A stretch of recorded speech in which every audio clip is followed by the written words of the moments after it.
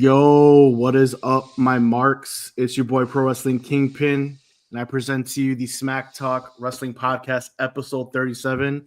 We are back, boys. What is going on? I'm here with my co-hosts, Angel, aka AOK Gaming, and Gonzo, aka Raising_Personalities. What's going on, guys? It's been a month and some change. Angel, how are you? Doing all right, man. Doing all right. It's fun to be back. Glad to be back. Yeah, life's been happening for us, so now it's finally calmed down a little bit. Gonzo, welcome back. King of the wrestling trolls, king of the Yugi trolls. What's going on, bro? I'm just championing for change. That's all I'm doing these days. Champion for change? Okay. All right. Derek the Guy, welcome back. Thank you. Always a loyal viewer. Back to the tube, so welcome back. We hope to hear your takes on what we got going on. So, but in the words of the final boss, finally, the Smack Talk Wrestling Podcast is live once again. So here we go. So we're gonna talk about the hot points. It's been a minute, bros. I mean, I think since before the Royal Rumble, we haven't really been together. So there's a few things we want to talk about since we haven't been together in quite some time. We want to talk about the Royal Rumble winners. I want to talk about a little bit of the title picture that we got going on, the NXT TNA crossover, and of course the hot topic, The Rock and what he did on SmackDown is what we got on the docket. And of course we make our Elimination Chamber predictions to close out the show. So let's just get started, man. I'm glad to be back with you guys and missed you guys. So let's talk a little Royal Rumble before we move on to other things. So we have Jey Uso and Charlotte Flair shockingly winning their respective Rumble matches. So Gonzo, let's start with you, man. What did you think about the winners? Did you agree with who won the actual Rumble? And Angel, as soon as he's done, it'll be the exact same question to you. So yeah, Gonzo. No, the Charlotte Flair did not shock me because I know the last video that we had done, all three of us together, I had predicted that she would go over. So to me, that really wasn't a shocker to me. That's actually what I fantasy booked. And Tiffy time, I'm very excited for the two of them to square off and do their thing. The Jey Uso, I'm actually really shocked that he was the one that ultimately went over in that match. The way that it went down, eliminating John Cena in shocking fashion. So he is the #1 seller in all of WWE merchandise. You can't go anywhere without that man and his, what is it, a catchphrase now, right? Yeet. Is it in the dictionary? I know once upon a time, jabroni was inserted into our dictionary back in, the late 90s. And so there's no messing around with Triple H doing what he's doing. There is no playing games. There is no one getting robbed of possibly main eventing WrestleMania. The #1 superstar in WWE has been Jey Uso for quite some time, and here we go. So shocked, yes, but then again, has it been well deserved? I think so. Definitely well deserved. I mean, there's no doubt about it. I mean, we're in the same. This is Kofi Mania all over again, So that's what we're getting right now. Angel, thoughts, winners, agree, disagree? What do you think of it? Shocked, not shocked. Charlotte, I was a little shocked for. I know Gonzo had talked about it, and I'm not saying she isn't worthy or she gets that type of respect, I guess, or that type of return. It's just very like old school WWE to have her win. When I say old school, I mean like our generation old school, not like the 80s or 60s or 70s, but like it's just something that is different from what I'm used to in the modern age of WWE. I always think now they think more about their locker room, and it's just interesting that they let Charlotte win when they have a locker room that goes all the way down to NXT with talent fighting for TV time and the amount of work they've all done for the past year. It's kind of like, wow, like Charlotte got it like that, I guess. I mean, she's a Flair. I know her history, her success, so it's a big deal for her to get that win, is all I'm saying. I'm not saying she doesn't deserve it or anything like that. She's definitely put in her time. It's just that's a big deal, her winning that. As far as who should have won it instead of her, I don't really have like too many ideas. I just thought it'd be somebody else because of the work that they've put in. But that's all. For Jay, man, I was kind of shook when it was just him and John, and I was like, oh man, like John's gonna be eliminating the Yeet Man, okay? And then he got eliminated, and I was like, okay, this is what we're doing. The bloodline is officially just dominating everything, and you know, Jey Uso, as much as he wants to be main event, he'll always be part of the bloodline and his brother. So the Yeet is legit, and I think it's good that he got the push that maybe the women's division I thought was going to get, but I think it's fine. It's earned. I do believe in if this is the highest his heat and his push will ever be. I don't know if he'll ever exceed this moment. So you'd be stupid not to push him now. Because if you wait a year, 2026, New Orleans, whatever, I don't know if you're going to get Jay at this level. You know, it might not be like this at the end of this year for him. So you got to push it while it's hot. And it makes sense overall. It was a little surprising, but after thinking about it, I think it makes sense. I hope it doesn't burn WWE. I know a lot of people aren't super happy about him main eventing at WrestleMania just for like their own personal reasons of that nature. But I don't know. We'll have to see. I thought it was interesting though, for sure. I thought you made some fantastic points. You know, he will never be as hot as he is right now. And that just hits it. That just reminds me of, you know, Kofi Mania. Kofi will never be as hot as what he once was when Kofi Mania was happening. So, I mean, I understand the move. So before I like shit on it, you know what I mean? Because everyone knows I just freaking critique everything. I do want to acknowledge the fact that we watched this to be in shock. And the fact that Jey Uso pulled off that shocker, it wasn't me sitting on my couch and popping like a lot of these reactions. I watch a lot of reaction videos. I'm sure you guys see it on TikTok and everything too. And everyone's just like, what's going on? Oh my God, he did it. For me, it was more of a like, holy shit. Like, I can't believe that just happened. Like, it wasn't like more of like a disappointing thing. It's just because I was shocked. And that's what I enjoy about it. I want to be shocked. I want to have that shock and awe moment. And I definitely appreciated that. Now, my only problem is with Jey Uso. Angel made a point, you know, I think the last time we had a show, this is the most stacked roster since the Attitude Era, if not of all time. So for me, with all those stacked stars in the Royal Rumble, it was just so hard for me to see Jey Uso overcome all these guys. Not that it's not deserved. Like David said, made a great point. Top merch seller. You got the whole crowd going after you. It's a whole Yeet movement. And that's an amazing point. And the guy deserves it. But it's just like, where do you stack Jey Uso against CM Punk, you know, Drew McIntyre, John Cena, you know, Roman Reigns, Seth Rollins, all these guys, Randy Orton, who wasn't even in the Rumble. I mean, but like all these guys that you could just think of these top tier A-list superstars that WWE has, it's just so shocking to me that they went that route. Like I said, deserved it. I mean, everyone has the Yeet movements. We're all buying merch. We got Yeet shirts everywhere. I mean, it's an awesome movement. It's just really shocking to me that they pulled that trigger. With us three going to WrestleMania, seeing Gunther versus Jey Uso yet again, third time. I believe they had an Intercontinental Championship match, which he lost, and he had a World Heavyweight Championship match already in which he lost. It's hard for me to see it again. I mean, we understand the story of, okay, he's finally going to triumph over Gunther, which it seems like it's going to happen.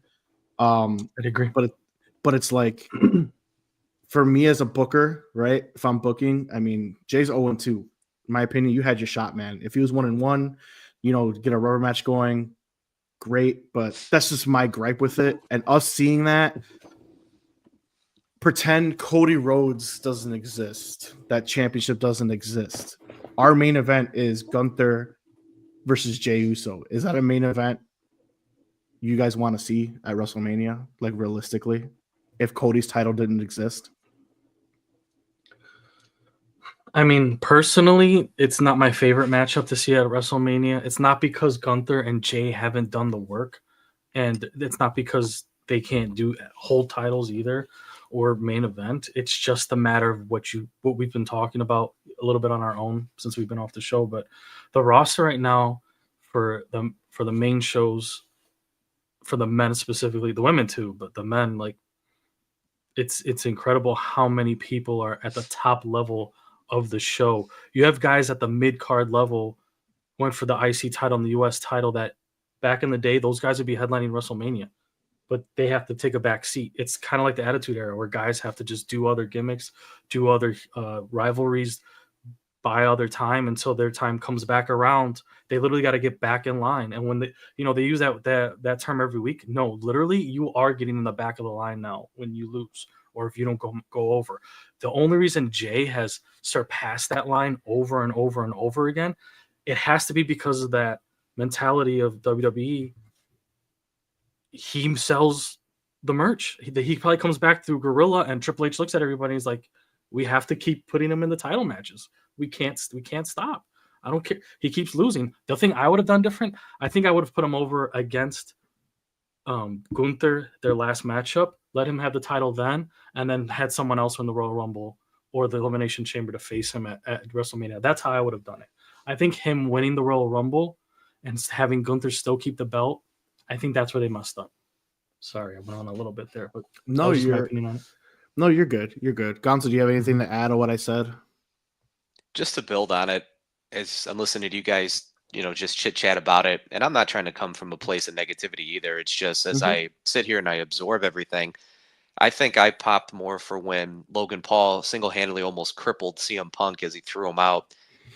I hold my breath every time that man wrestles in. I mean, that was a nasty bump. He eliminates both Seth and Roman. Yeah, and then 2 seconds later, whoop, there he goes. I mean, heartbreak and excitement. I mean, with his tragic AEW run of injury after injury, you just fucking hold your breath every time he does take a bump. Oh my lord! So at least he finished that off finally. Yeah. So I make mention of that just because that I have so much emotion invested in CM Punk. That's my guy.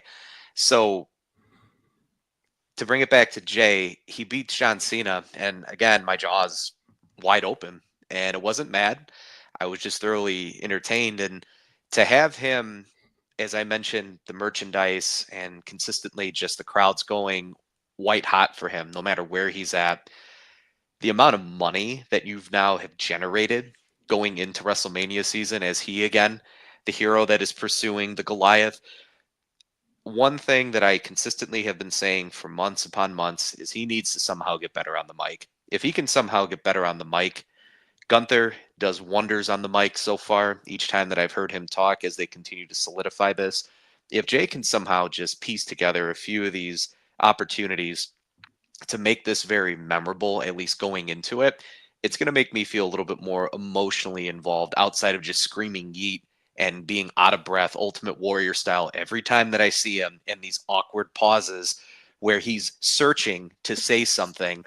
To me, that's my biggest problem that I have with him, because when you have his brother just shredding people on the mic left and right, like I want that. And his cousins. And his little brother. It took a little bit because I envision John Cena just thrashing Roman Reigns, where he literally tells him, this is a promo.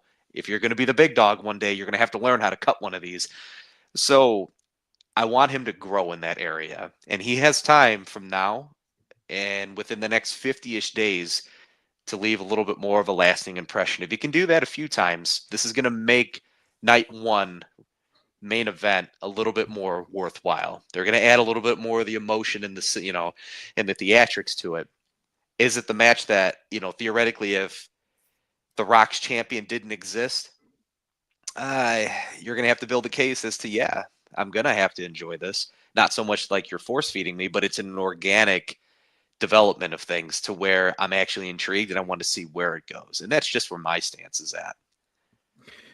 I mean, good points. Last thing on Jey Uso, so I can move into Shred Charlotte Flair real quick.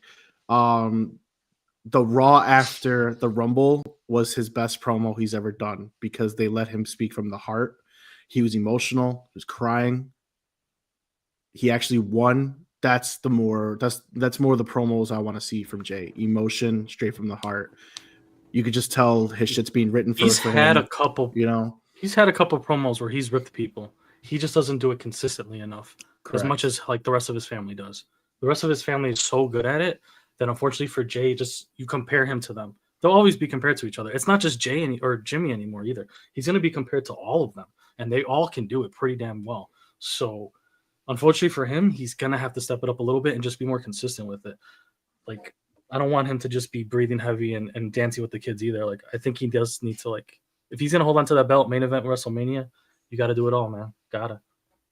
Agreed. And let's go over to my thoughts on Charlotte. This is my only thing of Charlotte. I mean, first of all, let me back up. You guys are so lucky because I was ready to rip both of you to shreds when Roxanne and her were at the end, and both of you guys clowned me. You were like, Roxanne, what? She's gonna win the Rumble, and she was in the final. I was on the edge of my seat because I was ready to FaceTime both of you. I didn't care if I would have ruined the Rumble because I don't think you guys watched Rumble live. I was so ready to call you and tell you guys to freaking eat it because I was like, oh my God. And then this broad eliminates my girl. And my problem with Charlotte is, before I tell you my problem, so she's the GOAT, right? I mean, as far as championships, whatever, that's great. But the problem with me is what makes someone a GOAT for us, which is why it makes a GOAT for Gonzo. CM Punk's, his GOAT, right? Is he has compelling stories that don't revolve around a championship.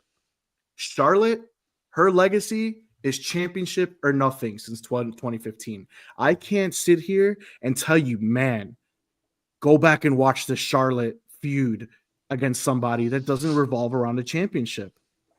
And that's what angers me. It's like, dude, put her in something compelling. Becky Lynch has had feuds out of the championship. Rhea Ripley has had feuds that doesn't revolve a championship. I mean, that's what makes you great. That's what made John Cena great he's had I think they're tied 16-time champions, but I can go and tell you some damn feuds that didn't revolve around a championship. I mean, The Rock and Cena, #1. I mean, there's that one. I mean, just off the top of my head, Randy Orton, same thing. But her, I can't think of any feud that I could be like, man, Charlotte Flair in this feud, that's one of the best feuds I've ever done. Because they don't. It's championship or nothing with her legacy, and that's annoying to me. And she's considered the greatest of all time because of her last name, and they're pushing her to have just as many championships as her father. End of rant. Any thoughts, concerns? You guys want to shut me up? Well, I'll say this. Roxanne is on a rocket that might be even faster than Braun Breakers. Yep. I was not expecting her to do that or last that long and break the record.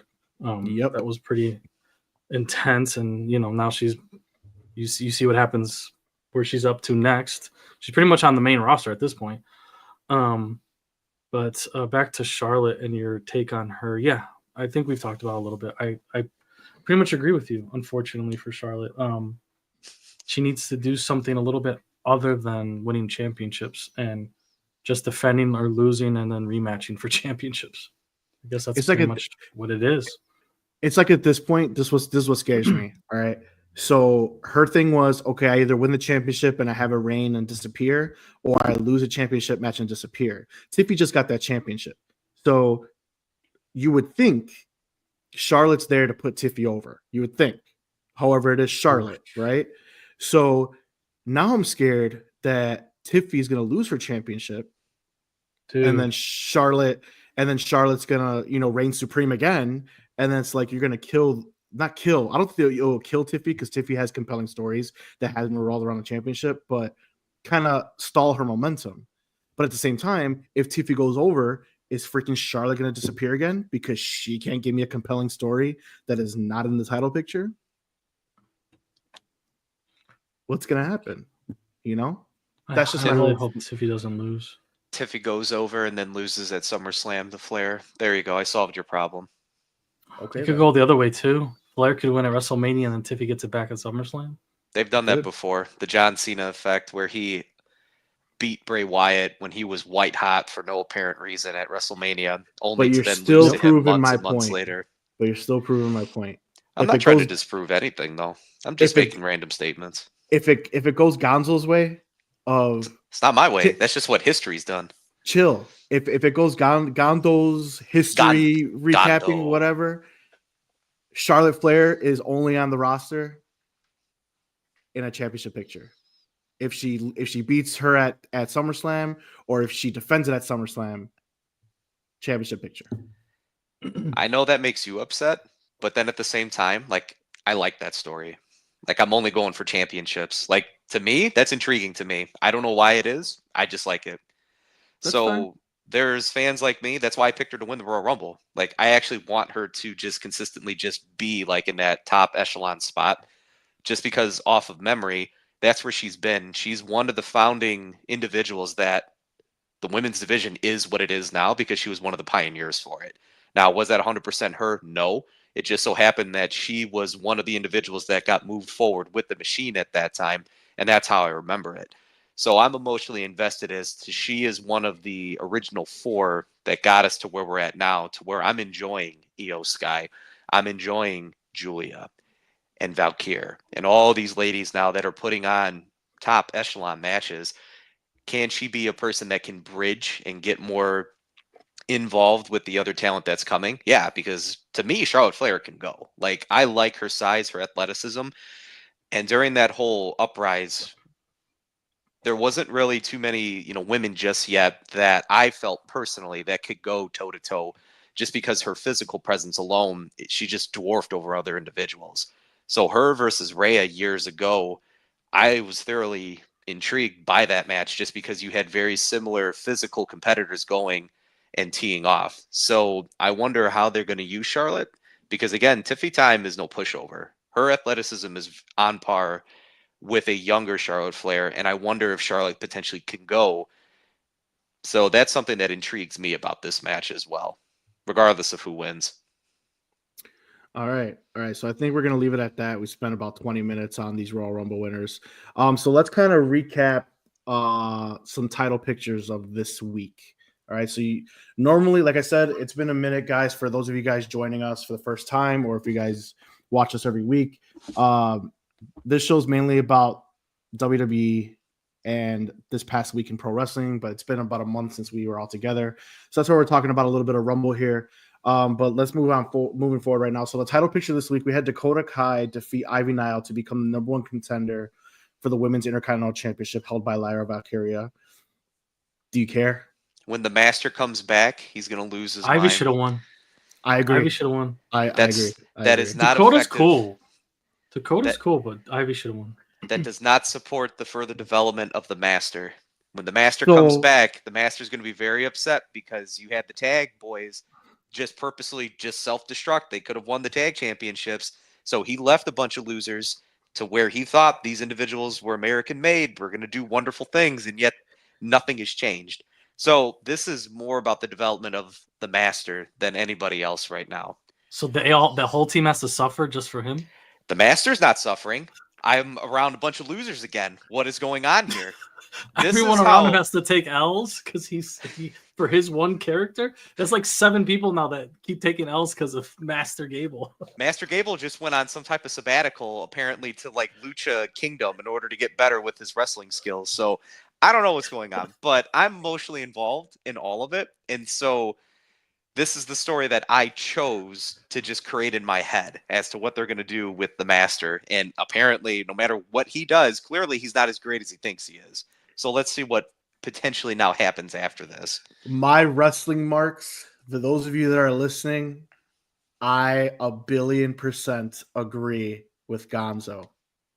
The tag team champions should have dropped it to Master Gable's team, and Ivy Nile should have been the #1 contender.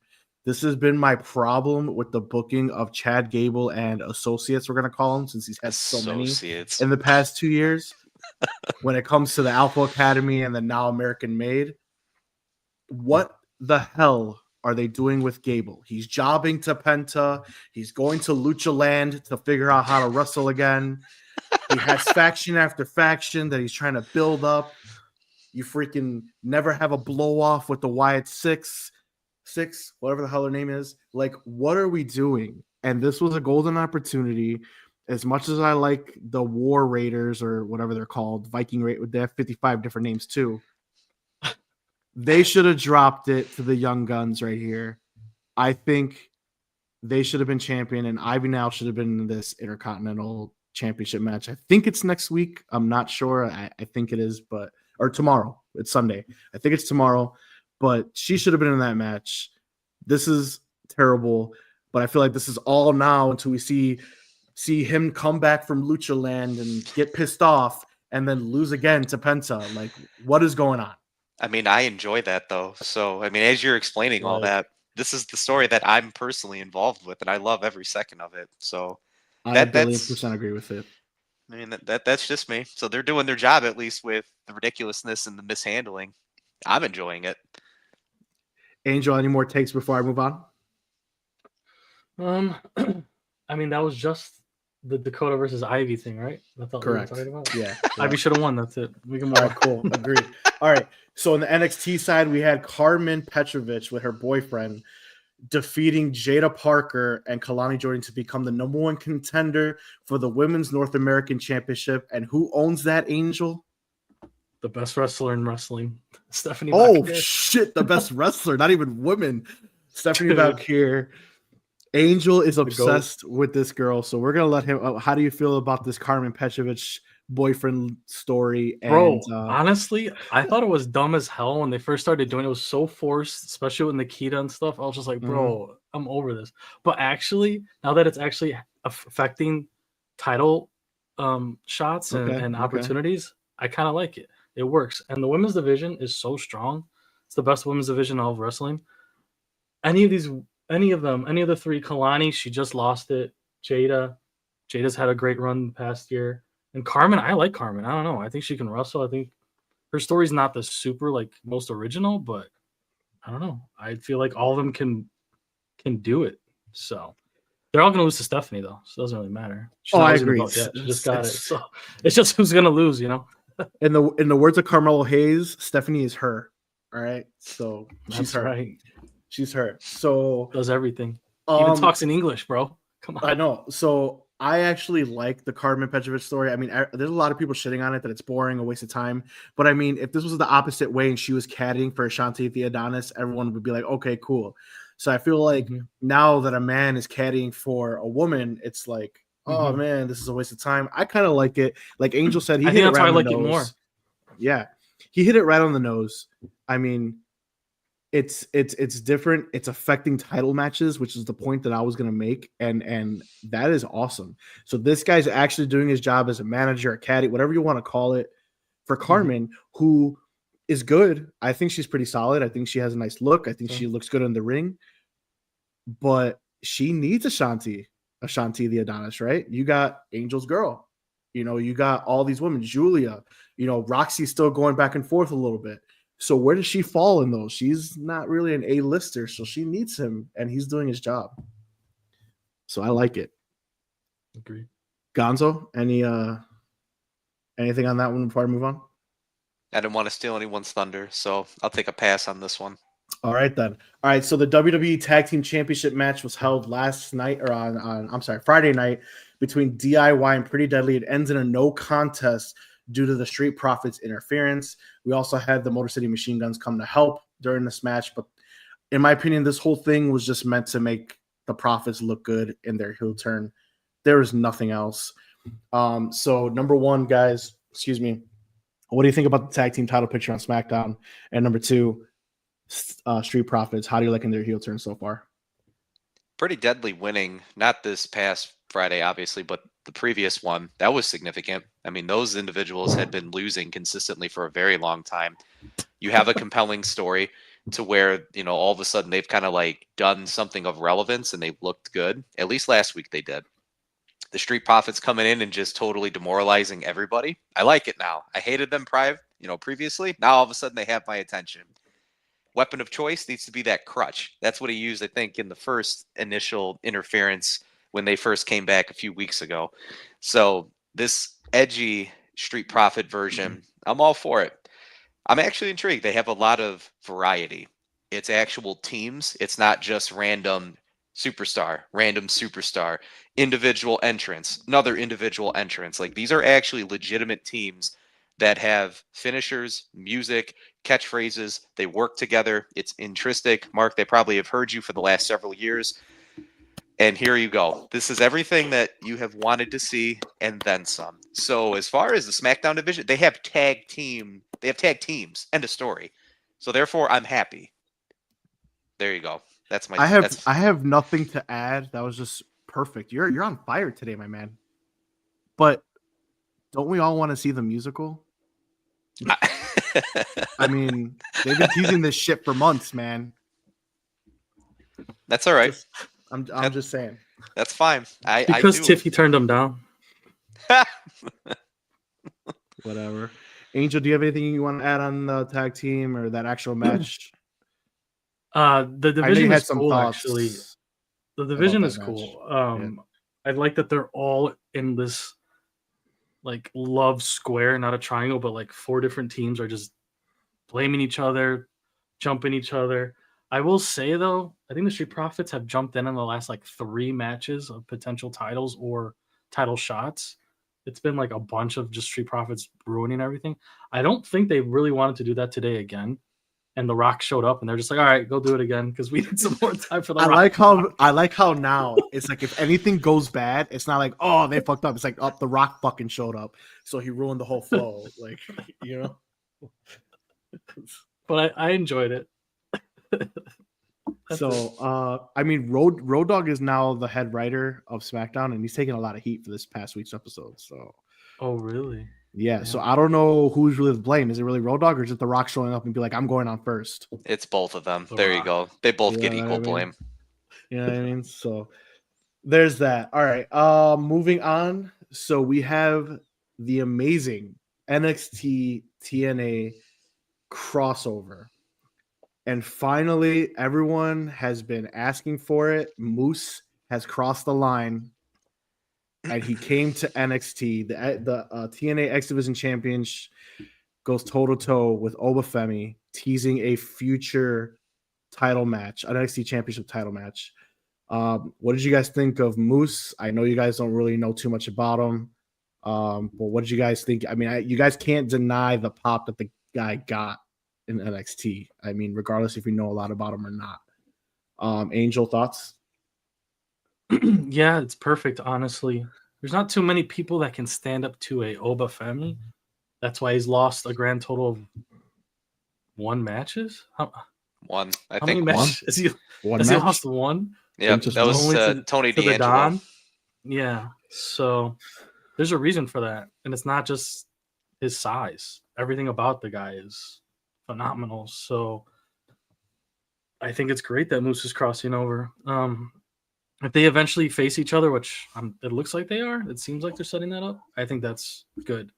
It's a great thing because Oba is just going to steamroll through everyone right now until Trick gets back in front of the line, I guess. But yeah, there's not too much. I mean, I'm not talking garbage about the men's division because besides Eddie Thorpe, screw him. But Ethan Page, and the rest of the crew, like those guys can go to work and maybe pull off a dub against Oba, but it'd be pretty hard. So I'm glad Moose is here because Oba's gonna hold it for a while. I don't know, but it seems like your boy Thorpe is getting pushed hot. I mean, he might be the guy. You know what I mean? I don't know. He must have really cried in real life, and they're like, "All right, just give him a push for 5 minutes of getting his ass kicked. Throw him in there just to like distract people," and that's all. I don't know. He went from a DJ gimmick to doing this Native American thing, and then now he's a heel, and I don't know, man. They saw him do some of these number one contender, bro. He beat Trick Williams. Before you guys started watching heavily before he had his injury a couple years ago, the guy was doing these freaking Aaron Rodgers retreats as video vignettes, like fucking. It was wild. It was wild. Look him up. He beat Trick, bro. He beat Trick. I mean, whatever. That was whatever. All right. Because Moose finally crossed the line. Spoiler, I was talking to Gonzo earlier. It won't be shocking to me when they steal Moose too, because he almost signed a year ago. So there's that. Jelly Cards, what's up, man? Thanks for tuning in. We're just talking NXT TNA crossover currently. Appreciate you. But yeah, so because Moose finally crossed the line, that had a series of events. So number one, it teases a match in the near future. Moose, however, will defend the TNA X Division Championship against Lexus King next week on NXT. So that's going to be dope. That's the first time ever, obviously, a TNA championship is defended on WWE television. And the TNA X Division Championship is arguably the most famous and prestigious championship in TNA. Like, a lot of people like that more than the actual heavyweight championship itself, just because of the X Division matches. So that's pretty dope. Obafemi also showed up in TNA this past week to help the Hardy Boys take out Moose's faction, The System, and now a 6-man tag match is set up for next week. So we're getting this storyline pushed quickly. So we got NXT's Obafemi and the Hardy Boys versus The System. Obviously, we have the Rascals and Ace Austin still feuding with NXT's Wesley, Tyson DuPont, and Tyreek Igwe. I don't know how to say his. I don't know his name, but that will be at the Sacrifice pay-per-view. Additionally, we have the Hardy Boys this Tuesday for the first time ever going to NXT to defend the TNA Tag Team Championships against NQCC. So that had a lot of chain reactions into that mini feud that Oba is now starting with Moose. And then lastly, we got to talk about Cora Jade at Sacrifice going for the Knockouts Championship March 14th. So that's also going to be pretty dope too. So how do you guys feel about all this? Finally, WWE NXT is sending top stars to TNA. You guys know we've been shitting on them almost every episode ever since we've seen the crossover starting, but now they're getting top tier talent. What do you guys feel about that? I'd rather hear Angel. No. I'd rather have you two talk. I mean, you two both were turning purple and red talking about this in very great depth. So you can go first. I'll go last. Mark said it finally. It seemed like maybe that first crossover was more like you're gonna have to earn it for WWE, between WWE and TNA. That WWE was just sending over some average talent, and TNA was sending over Jordan and Joe Hendry and everyone else that they love. Now it seems more even, right? Like, we're actually getting TNA titles shown up here more in NXT. And then, the crossovers, Cora going over there. I think Cora is one of the top stars still in NXT. I don't think she's like mid-level. I'd put her at least, right above that middle part of the talent. And that tag team match with Oba, that's awesome. I mean, did you ever think you'd see the NXT title at TNA? Like, the way it was going before, you would never even think twice that they'd show up on that show. So they're finally like rewarding TNA as they deserve it, because they sacrificed a lot that past year over that crossover, and it was just all WWE heavy. They got all the best cameos and promos and everything. So I'm glad it's going both ways, because TNA deserves it. I mean, once again, Gonzo and I was talking about this earlier. I feel like WWE's backing a necessary evil right now. AEW has the financial backing. Obviously, Tony Khan is rich as fuck, right? TNA's not. So TNA just a few months ago was not doing live shows. Now they had the 3-year partnership. Now they're doing live shows. They're having bigger venues. They're bringing in more money. Now you're bringing in top tier talent to help, put over talent, or even just put more eyes on the product. It's just a necessary evil, because basically once this partnership's over, TNA will never have the capital that AEW and WWE has. So this is something that maybe WWE's like, okay, we'll have this partnership. We see who we like. We're going to poach them. They already got Jordan Grace, and once they're done, maybe with the rate AEW is going, I mean, you got Ricky Saints, aka, Ricky Starks is now on NXT. You're bringing these stars, Ethan Page. It might be something, whether they want to acknowledge it or not, try to literally just put the nail in the coffin on AEW. With that being said, we're going to lead to a question. Gonzo, answer. Are we going to see more of Joe Hendry in the WWE, if not permanently? To answer that question, Yeah, you're going to see Joe Hendry. His reaction at Royal Rumble, for those, again, that really don't know too much about him outside of potentially his song or the name or say his name and he appears, that in itself, it was white hot for him at that event. It's been white hot regardless of where he's been so far in WWE. It's not an accident that he was in the Royal Rumble. Like, I wanted to see it, and I'm glad that I did.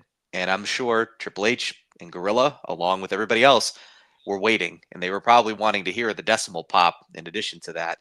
Now, with him, he's still the TNA champion, right? Yeah, he won over Nick Nemeth a month ago. And for those of you unfamiliar with Nick Nemeth, that is Dolph Ziggler. Dolph Ziggler. So he'll have that title for a little bit, obviously promoting it, doing his thing, putting some people over. Right now, you know, with Mania season and everything else, I would say you're not really going to see him all too much, but probably in the lead up to SummerSlam, you may see something, possibly. Because with SummerSlam being 2 nights now, to find a possible angle to get him on that show, potentially, in Minneapolis, I'd like to see that. Absolutely. And this whole crossover, just to go back a little bit and then let you guys, answer the Joe Hendry question. Is it really that bad of a situation, a necessary evil, like me and Mark were talking about earlier? If TNA just identifies themselves as being a way to get people into the business and then advance them to WWE, then fine. If that's the role that they want to play, okay, then that's what's good for business because you're getting more eyes on the product. You're getting people exposed to the indie scene in addition to, of course, the mainline stream. There's the possibility of more deals that could be made with streaming documentaries or even just training, the possibility of doing whatever stories that you'd like to do, because there's a lot of people that are on the main roster that heavily went through the indies. To see them possibly go back at some point to be coaches or mentors, this is a wonderful opportunity in a lot of ways that I don't necessarily think it's going to be an 100% all-out attempt to blow out AEW, but if done correctly from a business standpoint, a lot of eyes on the product, a lot of hands, creative, it's giving back in ways. I can see that. I'm excited just thinking about it from that perspective. And so AEW, I hope they don't go away. I don't want them to go away. It just so happens that with this partnership that WWE has, there's a lot of things that they do very efficient. And you're now sharing that, or at least you're getting a piece of that.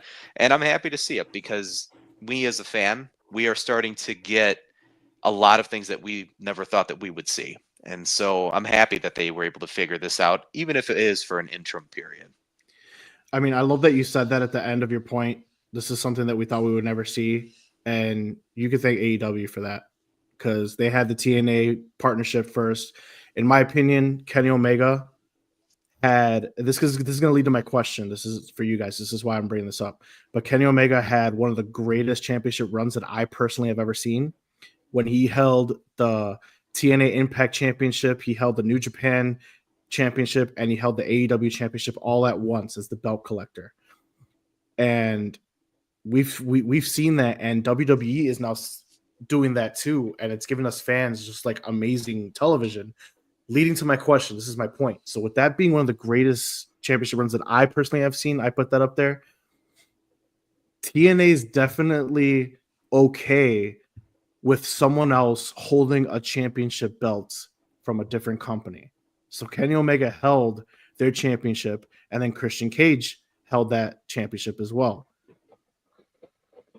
Are we about to see the same thing with Cora Jade or, Lexis King, maybe Obafemi? Is that possible? Or is WWE going to be the one to, I don't know, bad word, but submit to TNA and give them a championship from WWE? Like, is that a possibility right now? Or like, what do you guys feel? Is that going to happen? Like, it would be really cool if NXT title went to TNA. I think that'd be crazy and pretty cool. I don't see that happening, but maybe the Heritage Cup, just because it's kind of on the gray area of being a title. That'd be one that could probably cross over pretty easily. So that's probably the only one I'll say that has a chance. And then as far as TNA belts going to NXT, I think they would love that because they just want their belt to be on that platform as much as possible. If Roxanne is there feuding with anybody from TNA and they bring that belt over, it's a big deal. If he's already feuding with people from TNA with belts, so now you're gonna have the Hardy Boys show up. That's gonna make a lot of people watch NXT from TNA and from our generation because they're the Hardy Boys with belts.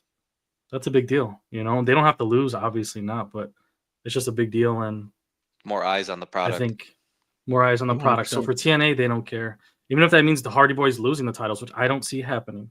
But if that's what it took, maybe them losing the title, maybe them getting it back, whatever. But I see TNA being all down for it for those reasons. For sure. All right, last TNA question, Impact. Jelly Cards, my man, thank you for the questions. Can Joe Hendry be the face and be a top champion of WWE in the future? Are you trying to get some insider information right now for the card collecting community? Invest now. Go follow my boy Jelly Cards. Their podcast is great. All platforms, Apple Podcasts, Spotify. But yeah, answer the question. Can Joe Hendry be the face of WWE? Do you want me to go? Yeah. Either one. You can go. Okay. Take this one. I think you guys already know how I feel about Joe Hendry, but I'll just say it again. Yeah, this dude can absolutely lead the WWE. It would be like a walk in the park for this guy. Are you kidding me? Yes, absolutely. It's not even close. He will dominate any company he goes to, including WWE. He would be a top star. He would be LA Knight, but actually doing the whole thing and surpassing the people that are the ceiling for LA Knight right now. He'd surpass that probably even faster than LA Knight did. Because he's younger than LA Knight? He's just right. He just knows what he's doing more. He just knows what he's doing more as far as shticks and rivalries. Sometimes I think LA Knight gets stuck and he only knows how to rival like AJ Styles. But if you put him against Carmelo Hayes, it's like, does he know how to like navigate different rivalries? And I feel like sometimes he's just stuck on the same type of guy. If it's not Logan Paul and it's not AJ Styles, like he's lost. I don't think Joe Hendry Joe Hendry can have a feud with a female talent. Like he could do anybody. Like he's that good. He could do it with anyone. Jelly Cards. Amazing. I think Angel just said, go buy them Joe Hendry cards, bro. I am, Yeah, before they go up in price. I just have faith in his ability. That's all I'm saying. I mean, his charisma, obviously, with in-ring, out-of-ring, creating his own music videos, his own songs. He's parody. He's serious. His physique, though, is going to have to change a little bit. Oh, my God. This guy. Dude. Not by much. Because Dusty Rhodes is jacked. Vince McMahon's not in power anymore, bro. He's not in power anymore. Much. It doesn't matter. You could be lean. This guy wants Austin Theory to be the WWE champ. I know, dude. He's jacked. No. Christ. I'm just saying, it's just going to have to look, tighten it up a little bit. Not by much, because he does the choke slam. So, again, I want a big dude that can deliver that, because you're going to have people that are going to be very critical of that at some point if they're not already. I am not one of them. However, you are a CM Punk fan, and he's never in shape.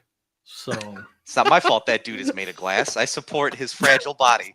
Like, how you talk garbage about Joe Hendry when your GOAT doesn't even work out? So, yeah. That's funny. No problem, Jelly Cards. We appreciate you. And Austin Theory should be champ. He loves Austin Theory. You said Austin Theory. This guy's gonna be all over him. Austin Theory and The Miz. That's his boys, like all day. Respect to The Miz. I respect for that. Yeah. All right. So Austin Theory, Vince McMahon's son. Last thing on NXT TNA. All right, this is the last thing. I promise. Should there be a TNA representation in WrestleMania, or are we just gonna get a stand and deliver? The Miz is the GOAT. Not the GOAT, but we love him here. We're Miz lovers here. So should there be TNA representation on the actual WrestleMania, or is that just too big for TNA and they're gonna keep it in stand and deliver type house? Not this year. Not this year. You're gonna get stand and deliver because they're already doing stuff on NXT and TNA right now. To me, that would make more sense because 100%. You're having active roster back and forth. Because if you do at WrestleMania, again, there's a lot of diehard fans that are going to be at WrestleMania. But in thinking about this, the average, typical fan, that they don't know that yet. So if they can sprinkle this in as it gets a little bit more momentum within the next year, it just needs to make a little bit more sense. You're doing most of the planning around NXT, and that's where it will stay. Like, to me, it makes sense then that you could possibly see maybe one or several people, of course, come on to that quote unquote WrestleMania for NXT for Stand and Deliver. Angel? There's only one shot that they have for a WrestleMania appearance, and that's the Hardy Boys, just because it's the Hardy Boys. If it's not the Hardy Boys, it's not going to happen. The rest of Joe Hendry's so amazing, and I don't even think he could really get that, moment at WrestleMania. He had his moment at Royal Rumble, which was amazing and awesome that he was even there to hear his music from the Really pissed me off. It was only 10 seconds, but go on. You know what, bro? Those 10 seconds were huge, though, because you want 0 seconds, no representation whatsoever. Okay, this is all right. 2011. Calm That's down. -0. All right. So yeah, we got to take what we can get. I agree, but yeah, I think it's only the Hardy Boys. If there's some sort of fatal 4-way ladder match or something like that, you could see the Hardy Boys getting thrown into that picture. Maybe even Fraxium in there with them. That's a possibility, just because their division's so hot with that type of stuff. But that's it. Other than that, no, it's going to be Stand and Deliver only. I don't see any other as of today. It could change, but as of today, what we got, no, just Stand and Deliver, which is cool still, which is pretty cool. I love that you brought Fraxium because of my point earlier, as far as what titles can go to TNA or vice versa. I think we're kind of low key getting this. They're the greatest NXT tag team champions of all time. I could see WWE allowing the Hardy Boys to beat Fraxium just because it's the Hardy Boys and bringing those titles to TNA. Other than that, I'm 100 million % agreeing with you. It would have to be a TNA championship going to NXT. All right. So with that being said, we've spent a lot of time. I think we can all agree that the NXT TNA crossover has really been delivering. I'm definitely tuning in on TNA a lot more, and I think you guys should too. Thursdays on Access TV, if you guys even know what channel that is. If not, YouTube it. If you have YouTube TV, they have it. That's all I know. I don't know what channel there you it is, go. but YouTube there TV you has go. it. There you go. Access TV Thursday nights. TNA's been a great show, especially obviously since the amped up crossover. I definitely recommend watching it. But moving on to the Rocks and Cody with the creepy facial touch. This promo on SmackDown just left everybody. I made Angel Bro character. You're welcome. This promo just made everyone cringe. Everyone's confused. I loved it. I'm not gonna lie, I didn't hate it. I loved it. So since David loved it, let's hear it, Gonzo. Dive us through the promo. This is what I wanted to see when they went to Netflix, because he was in character. I caught it right away. He was in character. He wasn't, doing the whole, my goodness, hold my hand. Yes, I love all of you, but he did. But then he's insulting people. I said, well, here we go. As it continued, the way that I looked at him, it's a boss that is now taking full advantage of his employee. There it is. Look at that. I want your soul. And so, to me, I enjoyed it because there was enough of humor. There's enough of ridiculous Rock still being face, but not face. He was still being the actual character of the final boss. And that's what I've been so upset about each time that I've seen him, where he again was on Netflix and then he went to NXT and then I think he was on SmackDown too or whatever, that whole time period. But it was him being board member Johnson promoting the brand. And it went away from the actual character that you took all that time building up to. And they wove it in here to where I was nice. Look, now our mothers are friends. We're talking. You're my friend. We're friends. And he kept saying that over and over again. But I want you to be my champion. I said, look at this. It's to me, it's very entertaining. And so this again was something I wanted to see about a month ago, but we're getting it now. And like any sleazy boss that's taking advantage of people, this is again something that is very relatable in various ways. I'm interested to see, what type of name he's going to create for himself as this continues to move forward as it is. Because I want you to be my champion, Mark. Can you be my champion? So I don't want that belt. I just want you. I want to convert you. And what I found interesting too was The Rock specifically pointed out the fans that did not want to see Roman and him, right? There's truth to that, but then there's story to that. So you're blurring the lines of what is fact and what, of course, is, the real reality behind it. The Rock, of course, likes to be in the light. That's not an accident here. So the fact that that was then used in this promo and alluded to, Cody, you did this. Because if anyone else had done this, we're not going to make mention of that, but you're special. And he kept coming back to that, right? The special treatment.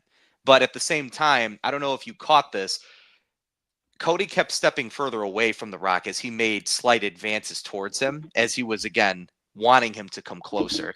So the use of the ring and The Rock doing the creepy, comments and getting a little bit closer, it made Cody feel very uncomfortable. So from a production standpoint, I thought it was fantastic. And those are my points. I'll let you guys continue on. Angel. Good points, Gons. Good points. So I got a couple points I'm going to go through for this. First off, I believe this wasn't the original plan, but because it's The Rock, got to think about Rock. He's a global superstar, right? We hear this every day. Who has the most power? He literally said, "Well, I don't own it, but I have the most power." Pretty ballsy statement there, but I guess The Rock can say this stuff, right? Only he can do these things. Number one, I think it was nice Rock on Netflix because it was worldwide.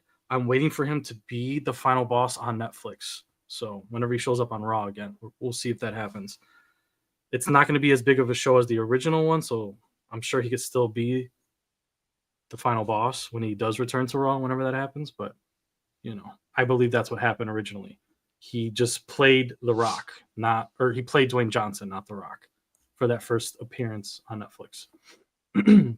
Now, because he did that, they actually did a good job, like you guys said, with this promo, because they took that reaction from that night that The Rock loves Cody. Why? Why does Rock love Cody? This makes no sense. Why is he? Now we have a reason why he loves Cody. We got our reason. He just told us. Was this the original idea? I don't believe so, but I think they took it and they flipped it. They've done this before, so I believe that's what they're doing. Now, what we're seeing with this new run for Rocky, the final boss, he is becoming WWE's Vince McMahon character that Vince was during the Attitude Era. He's becoming the deal with the devil, like Vince used to do back in the day. Triple H can never be that person. I don't think it would work. People would just associate him and Vince too much, their history. He's married to his daughter. Vince has a bad history, so on and so forth. But The Rock can pull off this boss bad guy that Triple H just won't ever be. That's not his thing. I don't think it ever will be. But The Rock can do this. So this leads to my next point. You will have Roman feeling betrayed by The Rock in the Ulafala and the whole thing. Because remember, the whole point of this back before Rock versus Roman, it was supposed to be a respect match between Rock and Roman because that's what people wanted to see. They weren't actually enemies. If it was going to play out that they would be enemies, we never got to see it because Cody derailed that. So now what we're seeing is Roman becoming a face, and my theory that Cody could become heel is higher than ever. Because if Cody accepts this or says no but accepts it later with a turn that they have secretly together that we won't see until who knows when, Cody being a heel is 100% on the table. That's all I want to say. It's on the table. He has a shot at it right now. Real quick, Corruption is on the table. Derek the guy agrees with you 100%. And we got a comment by Mike, Michael Sandoval. Thank you. It says, "I'm feeling like The Rock is trying to create his version of the corporation." That's kind of the vibes I got too. I'm kind of in agreement with Angel. I did not hate this promo. It is getting shit on. Even the fans, if you guys remember, they were booing the shit out of The Rock when he walked out of the ring. That's what you want. Yep. That's what The Rock got. Everyone's like, "Oh, I'm confused. What is going on? What?" That's what he's doing. He's trying to corrupt Cody. He wants his soul, the face touch. All right. He wants his freaking soul. He wants him to be his champion. And guess what? My favorite version of The Rock is corporate champion Rock. So if he does the unthinkable, because we talked about this months ago, and I said no chance in hell. Angel's 1,000,000,000% right now. It is a real possibility, and I'm actually for it. It is making WrestleMania intrigued again because I'm a little disappointed so far with the 2 confirmed matches we got.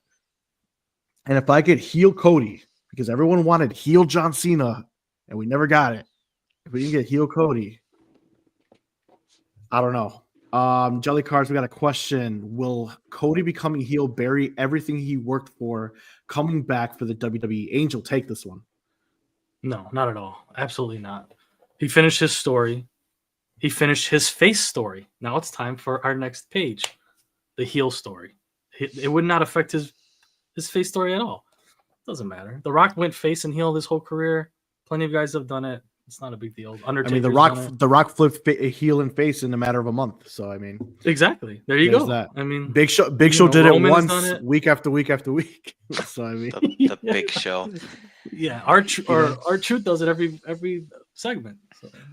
So Angel or Gonzo, do you agree with Angel's comment not affecting Cody whatsoever when it comes to this? I'm gonna have to look at this in time frame. So if he were to do it now, hypothetically, around WrestleMania, you have the legendary Stone Cold Steve Austin joins Vince McMahon, right? That was horrible, awful. Even to this day, it's talked about as one of the worst things that we've ever seen, and so is the fandom. Timing, it's all about timing. We've seen at points heel Cody come out, specifically versus AJ Styles, where he was going to blunder him to death with the stairs. So you have these periods now. He almost literally crippled Kevin Owens at the most recent PLE, right? Sure. So like you see these moments where he has this quote unquote inner darkness within him. We have it, right? It's human nature.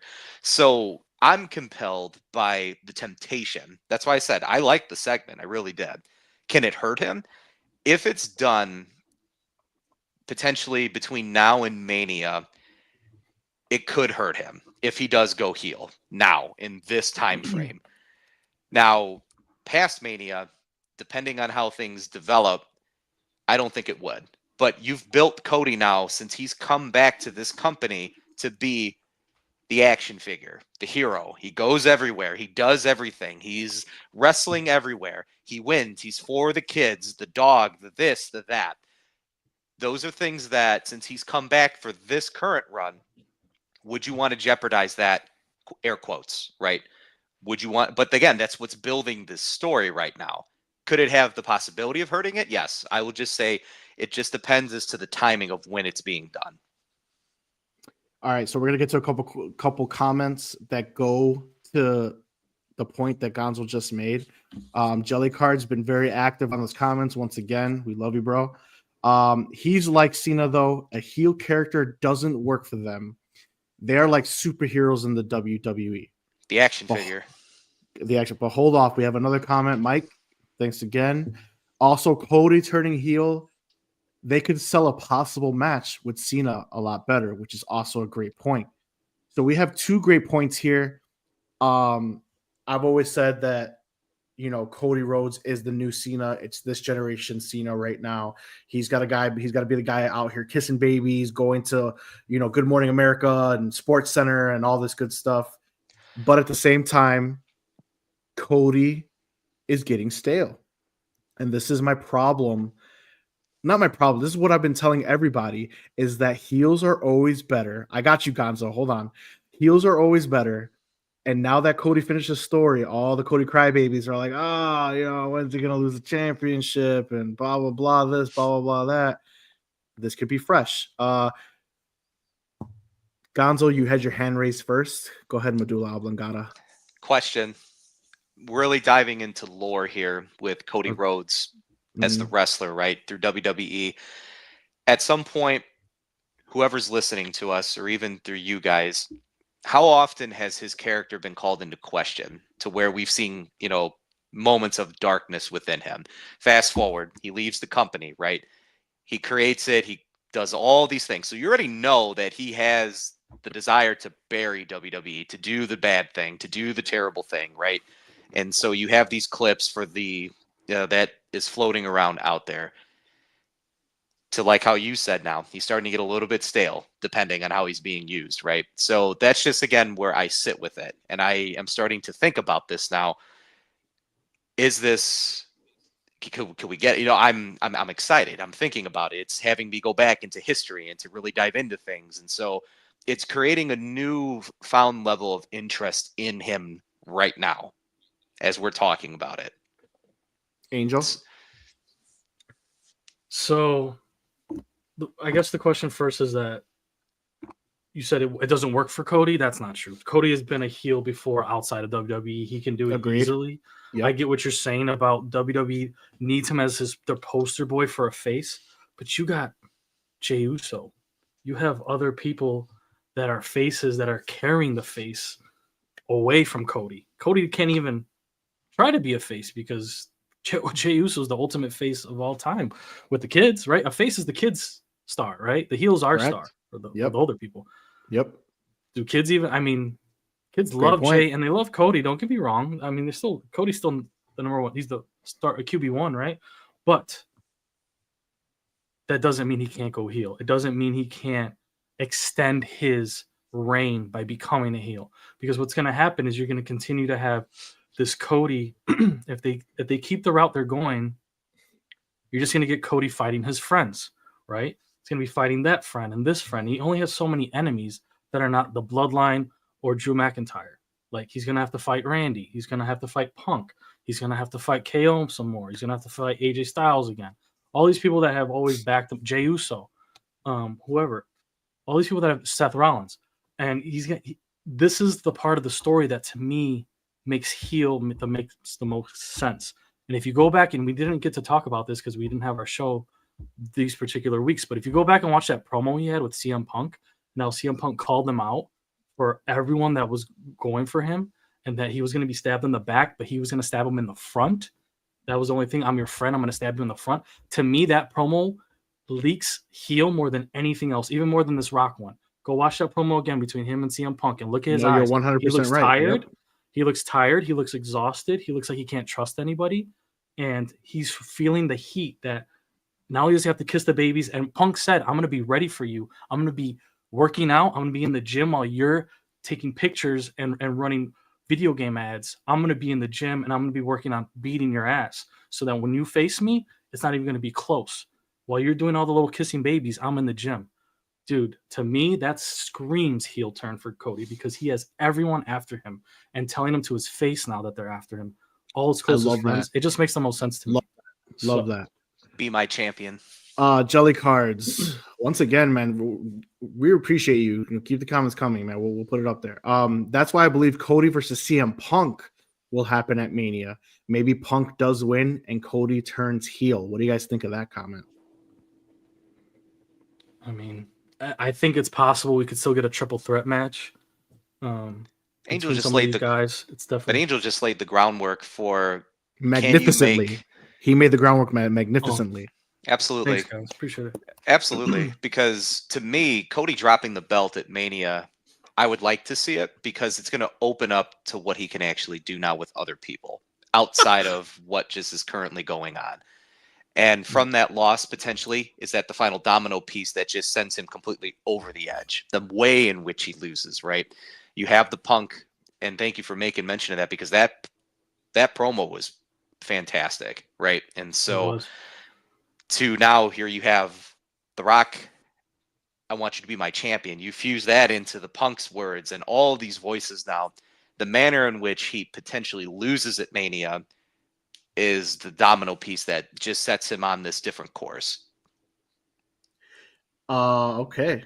Real quick, Sure. we're gonna finish up with The Rock and Cody in a second. Corporate if done Cody. right, corporate Cody can work. I'm calling the name first. We got it. Hey, that works for me. I'll call him corporate Cody. And then I'll be a fan. If what was that show where you on ESPN? I forgot. I think it was Mike Rome or whatever. He was like giving points, the point system. Yeah, it still the goes. elimination- Round the Pardon horn. interruption. Round the horn. Around the horn. Well, if we can give points to Angel, he would have won the show because he's got jelly cards. Angel made me think Cody turning heel would be good for WWE. Dude, I Good just shit. I just gave you the facts. That Good that shit. was not opinion. I was trying to give as much facts as I could. So hopefully, So it good makes sense. I job. appreciate Good it. Thank job. WWE Creative. There you go. Thank them.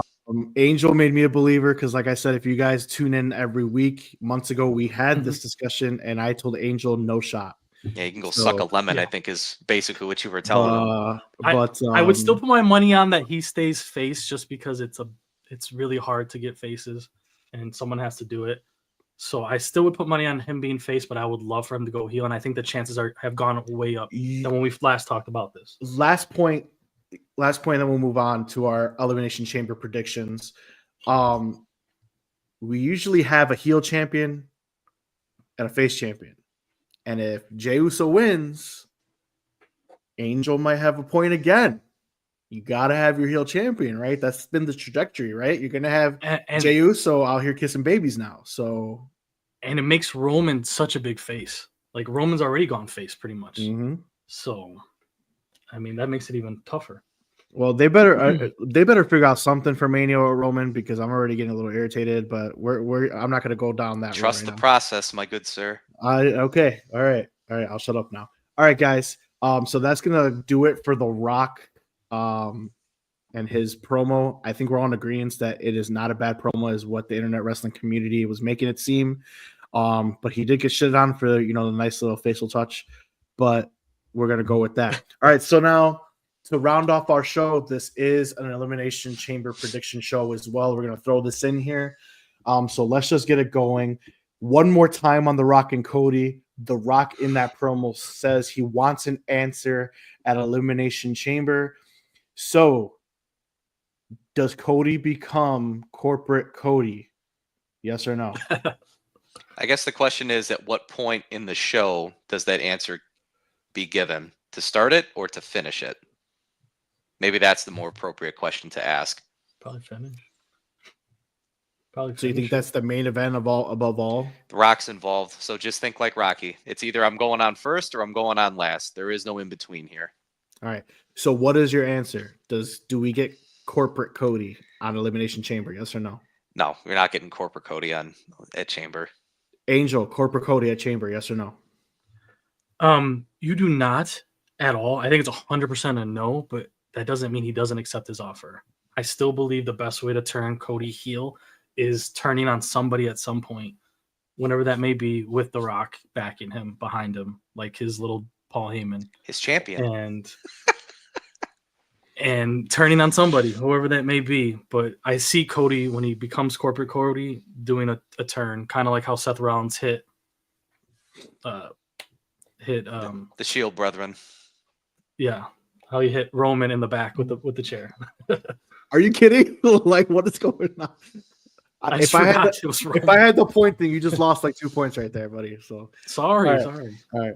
I'm in agreement. We do not get corporate Cody this soon, but it is coming, and he definitely has to do it on somebody to give us that big shock factor of what are you doing? Like, oh my god, him just going to the ring and shaking The Rock's hand and be like, I will be your champion. That's very lame. So we need something that's gonna really. Isn't that what Austin did? And it was terrible. Yes. Didn't he shake the hand? He shook the hand. It doesn't work. You got to do it how Hulk Hogan. Yeah. Yeah, it doesn't. You got to do it how Hulk Hogan joined the NWO, like that. It's got to be a shocker. It's got to be some way for The Rock to corrupt Cody, and that's what we're going to be looking for. A simple, hey Rocky, I'll be your champion. That's not what we're going to get. So no. Okay, moving on. We have the tag team match: Tiffy Time and Trishy Time versus Candice LeRae and Nia Jax. Who wins? Angel. Oh, it's Tiffy and Trish. It's not even close. I mean, Candice LeRae's not getting a dub here. Dude. It's not. Candice LeRae will be the one that gets pinned as well. Yeah, all right, we're all in agreement. That's a clean sweep. Tiffy and Trishy Time win. All right, and then we got the unsanctioned match: KO versus Sami Zayn, the top feud currently happening. Angel, who wins? Oh man, this one's 50-50 to me because I feel like Sammy hasn't gotten a good run lately as far as wins. But KO, his promos and his ability to carry a feud with so many different people at the same time, and without any belts in being involved, besides the Cody feud, I'm gonna say KO, but it's reluctant. Gonzo? No identified winner. No identified Yeah, winner. there you go. Okay. That might okay. work too. Yeah, I like it. DQ or something, or separation. I think KO wins. Could this be a possible area where we might see the Cody turn? It's unsanctioned. You could interfere.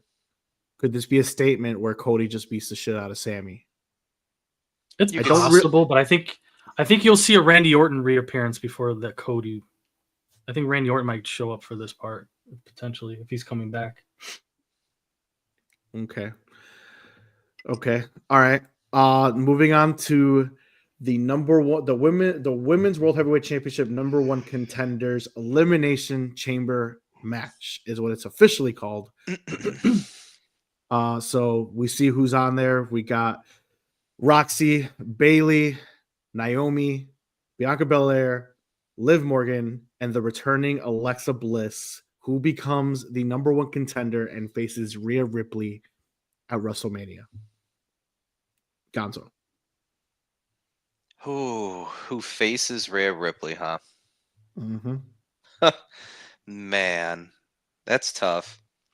I guess without thinking too much into this, man, I mean,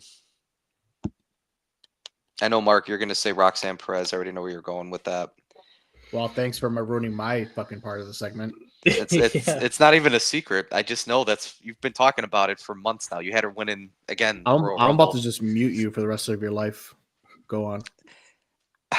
I mean, Roxanne Perez, I'll pick her. I mean, I don't want to, but that would, because like all these other individuals that are in this match, it's either Bianca Belair or Liv Morgan.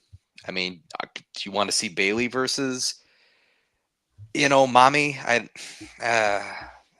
So I mean, Roxanne Perez on paper, to me, just because we followed her for so long, the prodigy, is that going to be another young NXT star that's just going to skyrocket just like Tiffy to the top? Now you're on my bandwagon. But do you want to have two women doing that, though, is the question that I present at the moment, right? I mean, so I guess like the person that is not named Roxanne Perez, Bailey, I'll pick Bailey that wins this thing to go against Mommy. Because to me, there's more story that you could build with Liv Morgan and, the East Compton Clovers that are both in this match. Because I still... Did you not see how they came out? We saw it. Yeah, for those, out there who have no idea who I'm talking about, just go back to the 2000s and watch the movie Bring It On. So there's a lot of story to still be told with Liv Morgan and the East Compton Clovers, because everyone is assuming that Liv Morgan and Raquel are the ones that put Jade off, through the car and all that other stuff, where to me, the person is going to be revealed to be Naomi, is who put Jade through that through the car and all that other stuff. That story, I would rather have that, and they're eliminating one another throughout the chamber. So Bailey, can she step in potentially? Sure. I mean, Alexa Bliss, to me, it's going to be a good story, but I think she's going to be the first person that's going to be eliminated from this whole thing. So there you go. That's my long-winded answer. Yeah, thanks for that. Can I go? Yeah, please. Gotcha. All right. So for me, this is just a multiple choice quiz right here. I was always pretty good at those. It's not going to be Bianca or Naomi because it just doesn't make sense. Correct. And Bianca will be the one that's revealed to have thrown Jade into the car, and they will have a feud together. Not Naomi. Naomi would just be stuck in the middle. Agreed. Anyway, 100%. Angel's on fire tonight, by the way. Go on. It's not going to be Liv Morgan because I love Liv. We're done with that. But come on, there's no shot. It could be a part 6 or whatever the hell we've seen of that. Yep. And so that leaves Bailey, Alexa, and Roxanne. Yep. I do not believe it's going to be Bailey. Unfortunately for Bailey, Nope. she's been in the NXT cards and trying to just put people over with her recent run. I don't think it makes sense for her to just start feuding with Rhea when they're both kind of faces, especially right now. Rhea's pretty much a face at this point. Like, I don't really. She's protecting EO and stuff. Like, I don't know. To me, Bailey versus Rhea just doesn't make sense. They don't even have like any chemistry lately. Not that they couldn't. They definitely could because they're both upper echelon superstars. But it just doesn't make sense right now for me. So that leaves Alexa and Roxanne. I believe it's 50-50. That's crazy coming from me because I did shit on Mark, and I will apologize. Thank you. But Roxy, Super on Roxy fire at tonight. this point, Roxy has become just Stone Cold Steve Austin dropping 316 at this point. Like, that's where she's at. It's incredible. So if I have to choose between Alexa and Roxy, I think to face Rhea, Roxy makes the most sense because she's the biggest heel in the women's division currently, even more than Nia. So I'll say Roxy. So I'm not going to repeat what Angel just said because what Angel just said, he wins the show again. Okay. There's only two possible winners here, and that is Roxy and Alexa. It is 50-50. If I had the gun to my head right now, I would pick Roxy. However, I would not be mad because I love Alexa Bliss if she wins. And David, you were talking about stories. Everyone in that match has their own story, including Roxy and Bailey, who have been feuding for like a month now. So it wouldn't shock me if they continue that story into WrestleMania and giving Roxy a WrestleMania moment in that regard if you don't want to push her right away. Because David made a good point. Do you want to put two rockets on, Tiffy and Roxanne right away? If you feel as though people are going to go over. I still think they play into the prodigy gimmick. She's has a rocket strapped on her. She's booked better than the two jokers that were drafted in Kiana James and the released. I don't even remember her name. Blair Davenport. So Dude. completely different push here, right? So you could get the giant versus the cruiserweight. It's a tale as old as time. It's something that has always worked for the WWE. And you put Roxy in there. Also, Roxy's a heel. Alexa Bliss technically came back as a face, so you would have two faces in Rhea Ripley and Alexa Bliss. But you also have history. So you could get the Alexa Bliss story with Rhea Ripley. So my official pick is, of course, Roxy because David ruined it. But it could very well be Alexa Bliss. There's nobody else winning this match besides those two women. All right, so going on to the final match that is confirmed, the undisputed WWE Championship #1 contenders Elimination Chamber match. We got Damian Priest, Logan Paul, Seth Rollins, Drew McIntyre, CM Punk, and the Golden Boy, John Cena, who is on a retirement tour but never appears and gets an automatic entry. Who wins? Gonzo. John Cena already pulled his board member card. You watch his conference, he earned it. But the winner is going to be CM Punk. There you go. Heard it here first. Okay. Actually, I think Jellycards called it, but good call. Angel, who wins? It's process of elimination once again. Who I would pick to win personally would be Seth Rollins, but that is not going to happen. That's who I would pick to win if I was writing WWE. But it's not Drew. It's not Seth. It's not Damian. It leaves Cena, Punk, and Logan. If they do a Logan win, they would have to pull something else out of a hat. It cannot just be Logan versus Cody, in my opinion. I think there'd have to be more to it later. No. Take away -50 from winning the night. No. It will never be 1v1. If I'm telling you right now, I'm sorry to interrupt you. I swear to God, if Logan Paul wins that match, I'm selling my WrestleMania ticket. Go on. Okay, relax. I'm just saying it's possible Logan could win it, and we get more story added to make it a triple threat or a fatal 4-way or something else even crazier. We don't know. Last year, that whole tag team thing, like, did we know that was coming, the 2-night thing? No, of course not. So they could do anything at this point after last year's Mania, right? Think about that. Anything can happen. They can have another tournament the night before of the 3 guys that all want a spot, and they're like, all right, all 3 of you got to do a triple threat match Saturday to face Cody on Sunday. You know what I mean? Like, they'll do any random thing now. We'll see. The 2-night thing just makes anything possible. But no, I don't think that's the highest one. I believe at this point it's John Cena. But it should be CM Punk. CM Punk should headline WrestleMania against Cody as Cody's the heel. And we have The Rock and Paul Heyman there as well. And that's how it should be. But it's going to be John Cena. I think we're in agreement that it should be CM Punk. It should be. It should be CM Punk. But it's not. It's not. I just have a feeling that story's already being told with the whole, CM Punk, Roman Reigns, and Seth Rollins, that brawl out of the WrestleMania. I think that's the story that we might get. I really hope it's not. But I think that's where we're going to based on what we've seen.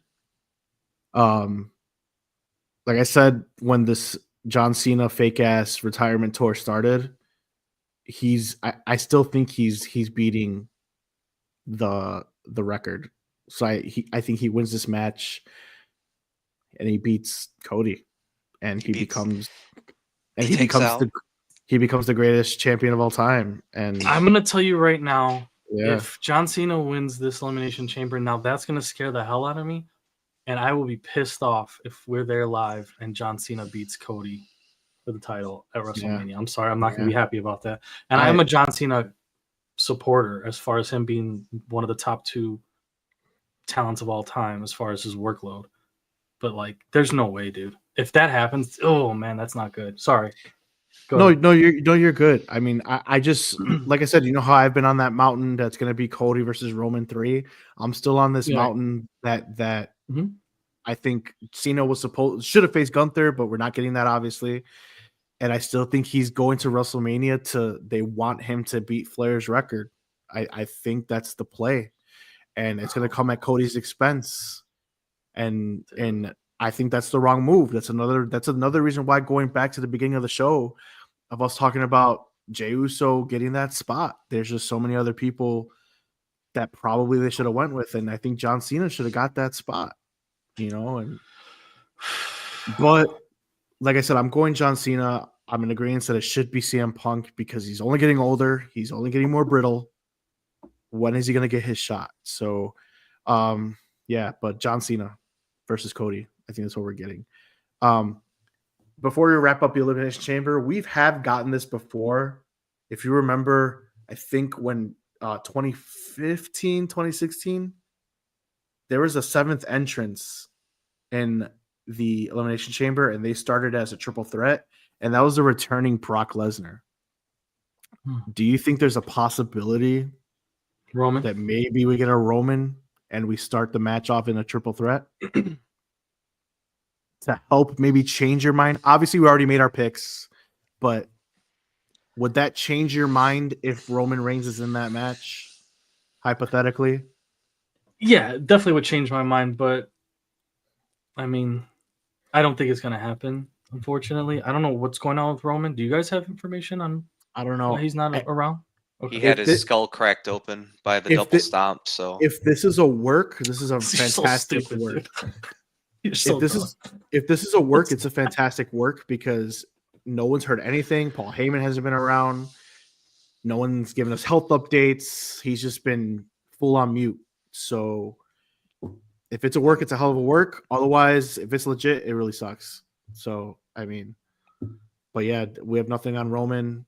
We still have the CM Punk owed favor, which can play into effect as we get closer to WrestleMania. There's just so many different things that could happen. So I don't know. So, all right. With that being said, Elimination Chambers predictions are locked in. So we will have the Elimination Chamber reaction show next week. Before we go, do either of you have any final thoughts? Anything you want to say about anything we talked about or anything that we didn't get to talk about? Angel, you can go first. Who's the speed champion? I don't know. The speed champ? Who was it? Dude, I did know who it was, and now I forgot. I can't remember now. It's probably better. Oh, any final thoughts? I can't remember now. I think it was a luchador, but I can't remember. I might be wrong. Yeah. So one, I'm glad Solo's back. I hope to see him involved because I like the dynamic with him and Jacob. And I think Jacob should have replaced Priest in the Elimination Chamber. I don't think Priest should be there. I like Priest, but I don't think it's his speed. It would have been cooler to see Jacob there. And that could afford more story with Jacob involving Punk, Roman, even, Solo getting jealous of it. Like, there's so many ways they could have went. Just putting Jacob in the match. She didn't even have to, obviously win, but just having him in there would have went pretty well. Angel just stole my final thought. Go ahead, Gonzo. What? My fault too. 1 billion% Jacob should be in the Elimination Chamber. 1 billion freaking percent. Go on. Gonzo. You still have opportunity here.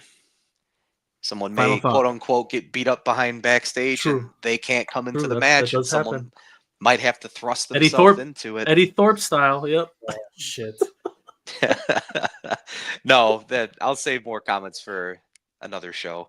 I think what we covered tonight, the hour and a half that we've been at it, there's been a lot that's been said. All right. My final thought is the same as Angels. Jacob Fatu, 1 billion% should be in the Elimination Chamber. Number 2. Eddie Thorpe, the GOAT.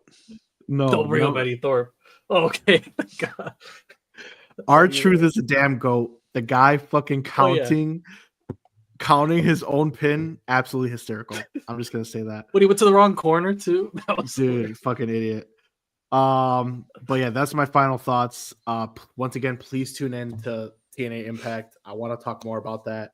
You guys, especially with this alliance that they have, you guys are missing really good stuff. So those of you watching us, check it out. That core match at Sacrifice, I'll definitely be tuning in. So that's it. All right. So before we close out, we got 2 more comments and then we got to close out, guys. It's been an hour and a half. This is the longest show we've had since its inception. It's hard to see WWE having Cena become champion. He would have to then vacate the title since he's retiring, and this would be an all waste of time. He's not retiring till December, so he doesn't have to vacate anything. So his retirement tour, if he wins it early. Yeah. So that retirement tour that he never shows up for, he's got plenty of time. Last question by Jelly Cards. Also, will we ever see Penta as WWE champ? No. You will see him as a tag team champion when his brother finally gets released from AEW. I see U.S. title champ, not one of those main big belts. So, all right, guys. So with that being said, we're the Smack Talk Wrestling Podcast. But yeah, look at that blank shirt. I don't even know what that is. Cena. That's how Cena comes out. It's his Cena never give up bullshit. It now says one Cena last time. For the last time. Yeah, with the invisible ink. That's but cute. I'll be here. Yeah. I'll be here once every 6 months. Exactly. So, all right. With that being said, Angel, what do you got going on, and where can we find you? Oh, you can find me on Twitch, live streaming at @A_OK Gaming. That's my live stream, and then on all social medias for any content or updates and such. And just play Marvel Rivals or WWE 25. If we could do that co-op, the My GM. Mm-hmm. I'm getting it, bro. So for sure. We'll be on it. You're gonna be throwing your controller like everybody else with the budgeting in that game. Well, as long as we can have our own company, I'm cool with. Yeah. Gonzo, what do you got going on? Where can we find you? As far as Yugi, taking a break from that, I've been playing the Pokemon. What is it? The mobile game or whatever? I can't remember what the hell that thing is called. Pocket. Pokemon Yeah. Pocket. Yeah, Pocket. So that's actually been consuming my life here recently. Yugi's kind of been put on the back burner temporarily. I've been learning how to play Marvel Rivals with AOK. Emma Snow and Jeff the Land Shark have literally been, the most entertaining things so far that I've had the chance to participate in. But, fun stuff. aside from wrestling and comics and all that other stuff, you can find me on Instagram usually. And so as far as TikTok, I don't know who still has access to it. I know you can't download the thing, or maybe you can. You can I don't know. download it now. You can download it. Okay. So it's back in full swing. I'm going to be a little bit more active on that because it's been a little bit of a hiatus since I've been on the social media stuff. But the raising_personalities, that's where you can find me again on Instagram, and then also with TikTok. So, when I'm not, again, talking hobbies and stuff with everybody here, I'm actually a licensed therapist that helps people with behavioral health and addiction. Is career path. And so if there are questions or concerns that, again, for those of you that are listening to us, by all means, feel free to reach out to me on the different platforms, and I'll be able to assist or provide some feedback with whatever it is that I can. So, all right. And then for me, you guys know me, pro_wrestling_kingpin on all social medias. So go ahead, give us a follow, like. You can definitely find this show every Sunday night at 9:30 p.m. Central Standard Time. If you want to join the conversation, we had great comments by our supporters today. We love it. We will show your comments. We will talk about it, engage with us. But if you don't want to watch us live, you can obviously watch the replay, comment there. We are quick to respond. Or if you just want to listen, Spotify and Apple Podcasts, that will be uploaded the day after we go live. So we go live Sundays. It will be uploaded, and you could just listen and not see our ugly faces on Monday.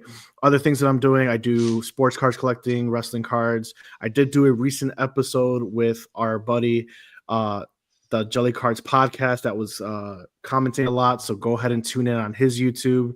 We talk wrestling cards. We talk a little bit of WrestleMania. We talk Royal Rumble in that episode as well.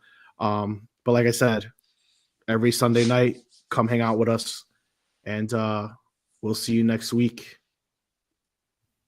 Kingpin out. I love you.